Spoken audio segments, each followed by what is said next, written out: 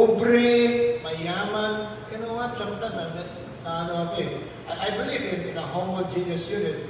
Ayun po ang aming napag-aralan sa aming masters. Pero, it doesn't matter, it doesn't mean to say that a church should be like one people in same common things.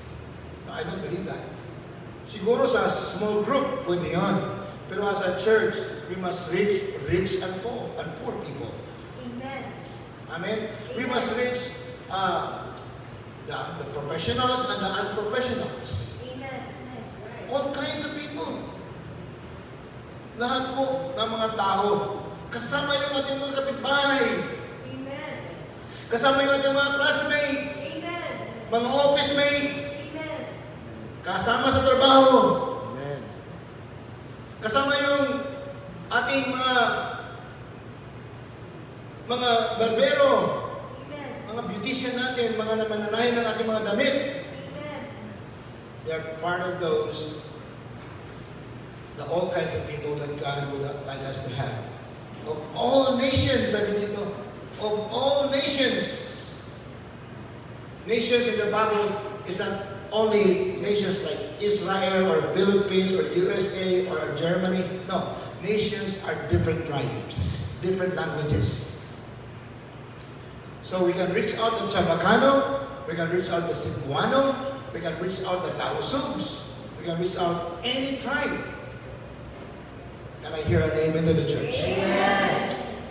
So, of course, previous ministry ng Panginoong Jesus, in His previous ministry, Jesus deliberately restricted His word to the Jewish people. We know that in Matthew 15. Ang Panginoong Jesus ay nag-focus sa mga Jews. And previously sent His disciples in the same restriction. In Matthew chapter 10, pinadala niya ang mga disipulo with the same restriction. Doon sa mga Jew lang talaga. Except, rare exceptions na ginawa ni Jesus sa pag-minister sa mga Gentiles. Mga hindi mga Hudyo. Sa Matthew 15. Now, lahat na yon is in the past. Wala na yon. Past na yon. And the disciples are now commissioned to take the gospel to all nations. Jesus Himself sent it to all nations. Hallelujah. Lahat. Jew, Greeks, Gentiles, every kind of person. Because there is no place on earth where the gospel of Jesus should not be preached and where disciples should not be made. Amen. Lahat na lugar. Hallelujah. I'm looking forward that we will have many areas in Zamboanga. You know what? We've been trying to make some works, trial and error, but this time I think we're quite sure of it. It's a trend in many places that churches are planting churches nearby. More workers are needed. You are not qualified, you are qualified. Amen. Jesus qualifies you. Dahil walang lugar sa buong mundo na ang kaligtasan ay hindi pwede mag-preach. Walang lugar sa buong mundo na ang pag-making disciples, paggawa ng mga disipulo, ay hindi pwede gagawin. Lahat na lugar pwede. Amen? Amen. So the aim of Jesus' disciples, therefore, is to make disciples of all men everywhere without distinction. Amen. Kaya po, we heard a message about we need to reach out to the Muslims. Kailangan magbago yung ating puso, mawala yung ating hatred, mawala yung ating prejudices para sa iba. Sana mawala na yung mga tao ngayon, Lord. Mamatay na sana yung lahat sila. Sila yung nagpigyan sa amin ng gulo dito. No, that's not the prayer of Jesus. It's never a prayer of Jesus. You like to be like Jesus? Amen? Do you want to be like Jesus? Then pray like Jesus. Ay, pag-ampong na, sana Lord, mamatay niyo yung mga tao na yan. Anong klaseng prayer na yan? Is it a Christian prayer? Is it a Christian prayer? I hate these people, Lord. Is that a Christian heart? Our prayer should be, Lord, change my heart, Lord. Change my heart, Lord God. My heart is wrong. My heart is sinful, Lord God. That's why sabi ni Jonah, Lord, sana paulanan mo ng apoy yung Samaria, Lord, dahil matigas ang ulo nila. Sabi na, anong klaseng puso kayo meron? Sabi ni Jesus, your heart is of the devil. Read it. Your heart is of the devil. If you will pray like, ang iyong prayer ay parang, Lord, sana mawala ito mga Muslim na ito, Lord, sana wala na sila. That's a prayer of the devil. It's not the prayer of Jesus. So if our prayer is a prayer of the devil, we must right now pray that, Lord, change my heart, Lord God, so that my prayer will be changed. It will be like your prayer.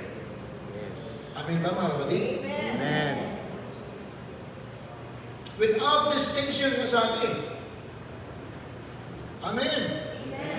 Pag maliligtas itong mga tao ito, like mga Muslim, pag maligtas sila, I tell you, these people will be working for Jesus. Because once a Muslim will be converted to Jesus, he will offer his whole life. Hindi katulad sa atin. Alam nila, papatayin sila. And whenever they receive Jesus, is really receiving Jesus. Whenever they follow Jesus, is really following Jesus. They will leave everything behind. I know of some Muslim workers, when they work so hard for Jesus without any fear.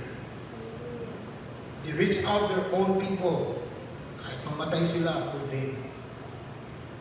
Tayo pwede tayo mamatay.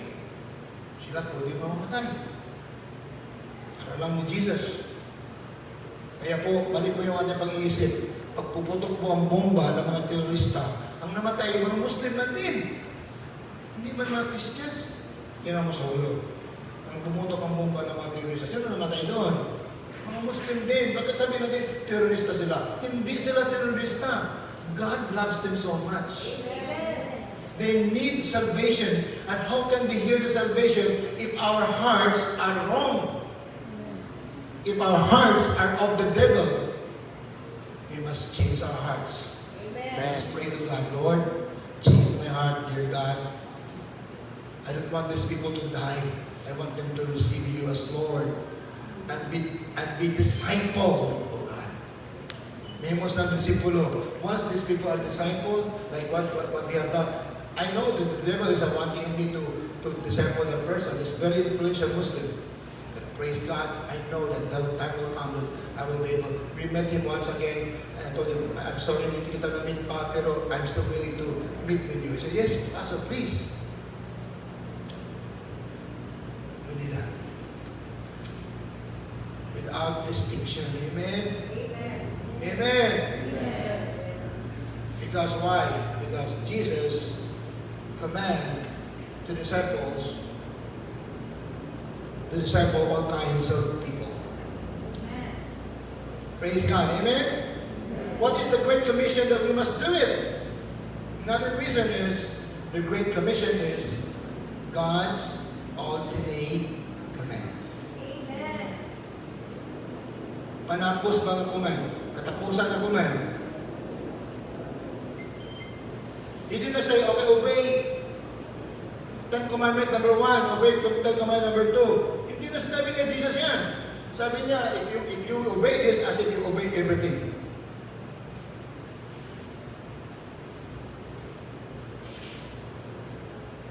Hindi sinabi 1, 2, 3, 4, 5, 6, 7, 8, 9, 10. Obey this all 10. Hindi na sinabi yun.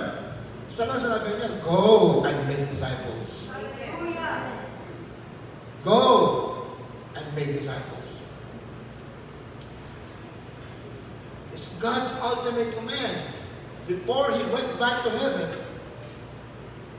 after He died from the cross, after 3 days He rose again from the dead, and before He went back to heaven, He said this, among other important things, He said, all authority is given to me, therefore go and make disciples. Sabi niya sa Matthew 28:18-20, and surely I am with you always. To every end of the age. This is the command that Jesus said, I will be with you always. Ito yung command na sinabi ng Jesus na sasamahan ko kayo palagi hanggang sa katapusan pag gagawin niyo ito. Amen? Do you see the importance of the command that we must obey? Ito yung command na sinabi niya na sasamahan ko kayo. Do you want God to be with you? Amen. Then go. Sinabi ko nga kanina na hindi ang Panginoon tumawag sa atin upang magiging supporters lang. God called us to go. Go.